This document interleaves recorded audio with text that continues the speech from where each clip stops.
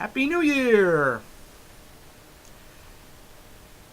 The movie Trading Places. The story of a con man named Billy Ray Valentine, and he's played by Eddie Murphy. And then there's a successful broker named Louis Winthorpe, played by Dan Aykroyd. These two men should have nothing in common. In fact, why would they? Till one day, a little misunderstanding where Louis thought Billy Ray Valentine was trying to rob him, when in actuality he was just trying to help him up, has him arrested. But Winthorpe's two bosses, who are Randolph and Mortimer Duke, played by Ralph Bellamy and Don Amici, decide to use the two men for an experiment. What would happen if you were to trade places and make Billy Ray Valentine a successful broker and Louis Winthorpe into a homeless guy and put him in the worst situations ever and see if they can make him into a criminal. Okay, that's just basically the film in general. I don't want to tell you any more because it gets crazier as it goes on, believe me. This was a funny movie. I mean, it was a classic 1983 film directed by John Landis.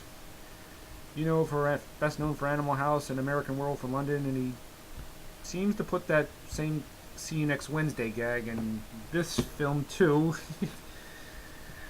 I'm trying to guess what that gag is, but it's just a recurring gag in mostly a lot of his movies. From what I heard, this was supposed to be a Richard Pryor and Gene Wilder another third film, but after Pryor wasn't available and they got Eddie Murphy, whose star was rising at that time, and he did not want to work with Gene Wilder. Not that he hated him, he just didn't want to be thought of as another Richard Pryor clone. He idolized Richard Pryor, but he did not want to be thought of as another Richard Pryor. He wanted to be his own thing, which I could understand.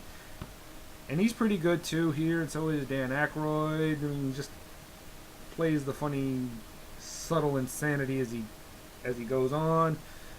Don Amici and Ralph Bellamy are pretty good too.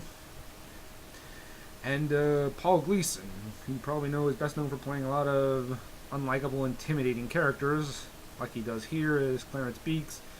I don't want to say much about his character, I'll be giving too much away. And then he also played Richard Vernon in The Breakfast Club. He's made a career out of playing unlikable, intimidating characters. And then there's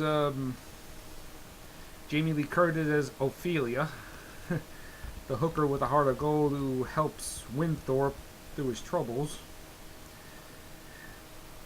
I gotta say, this is not a film you want to examine, or it's just a film you could just sit back and enjoy the craziness as the film goes on. I mean, it doesn't take itself seriously, and you could just tell looked like it was a fun movie to do. It really was. I mean, so I give Trading Places 9 out of 10. Bye bye.